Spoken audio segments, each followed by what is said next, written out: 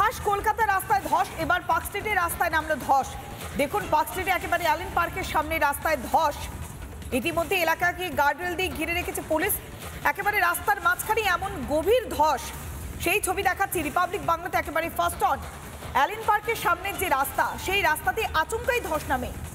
এলাকা পুরোপুরি গার্ডরেল দিয়ে ঘিরে রেখেছে পুলিশ।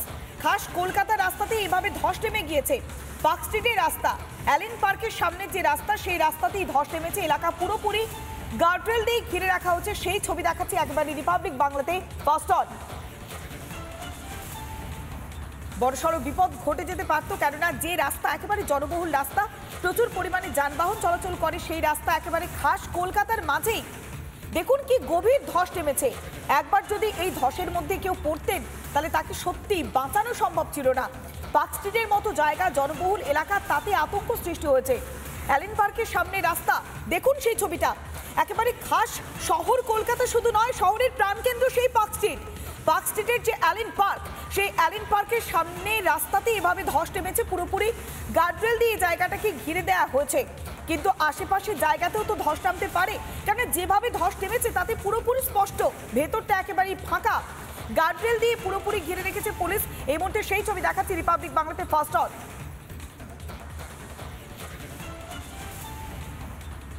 শহর কলকাতার অন্যতম ব্যস্ত রাস্তা পার্ক স্ট্রিট, এবং এই ঐতিহ্যবাহী যে পার্ক স্ট্রিট, সেই পার্ক স্ট্রিটের যে অ্যালেন পার্ক রয়েছে, সেই অ্যালেন পার্কের সামনের অংশ, সেখানে যদি দেখা যায় যে একবারে রাস্তার যে মোড়, সেই মোড়ের মাথায় কিন্তু একটা বিশাল যে জায়গা, সেই জায়গা জুড়ে কিন্তু ধস নামে রাত 10টা নাগাদ।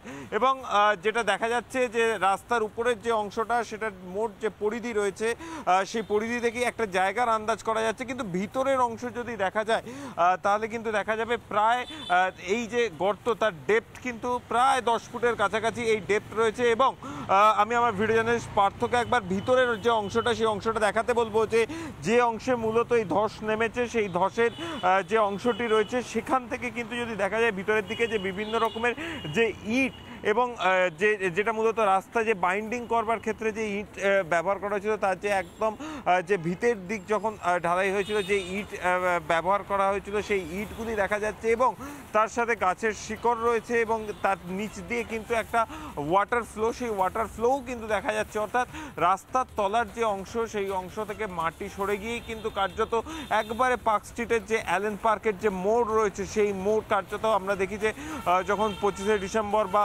31 জানুয়ারির সময় একটা অত্যন্ত ভিড় বা ব্যস্ততম রাস্তা, বা অন্য দিনও যদি দেখা যায় গোটা বছর ধরে কিন্তু এখানে প্রচুর গাড়ির যাতায়াত, ঠিক সেই রকমই জায়গায় কিন্তু রাত 10টা নাগাদ কিন্তু এই ধস দেখা যায়। এবং ইতিমধ্যেই কিন্তু কলকাতা পুলিশের তরফ থেকে গোটা যে জায়গাটি রয়েছে, সেই জায়গাটিকে কিন্তু কর্ডন করে দেওয়া হয়েছে। এবং কলকাতা কর্পোরেশনের যারা কর্মীরা, তারাও কিন্তু ইতিমধ্যেই এসেছেন এবং এসে কিন্তু জায়গাটিকে ইন্সপেকশন করছেন। দ্রুত গতিতে কিন্তু এখানে যে মেরামত কাজ, সেই মেরামত কাজ শুরু করা হবে, এমনটাই কিন্তু খবর কর্পোরেশনের সূত্রে। আগামীকালের মধ্যে কিন্তু এই যে ধস, সেই ধস বুঝিয়ে রাস্তার যে অংশ, সেই অংশকে কিন্তু মেরামত করা হবে। এবং তার পাশাপাশি কিন্তু যেটা জানা যাচ্ছে যে কর্পোরেশনের তরফ থেকে ইন্সপেকশনও করা হবে, যেহেতু পার্ক স্ট্রিটের যে এই অংশের যে ধস, তার সেই ধসের ক্ষেত্রে কি কারণে এই ধস নামলো, সেটাও কিন্তু ইন্সপেকশন করে দেখা হবে, এমনটাই কিন্তু খবর কর্পোরেশন সূত্রে।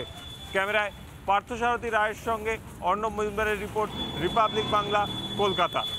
নানা ধরনের কন্টেন্ট দেখার জন্য লাইক করুন, শেয়ার করুন আমাদের ফেসবুক পেজ, সাবস্ক্রাইব করুন আমাদের ইউটিউব চ্যানেল। পাশাপাশি অন্যান্য ব্রেকিং নিউজের জন্য অবশ্যই চোখ রাখুন রিপাবলিক বাংলায়।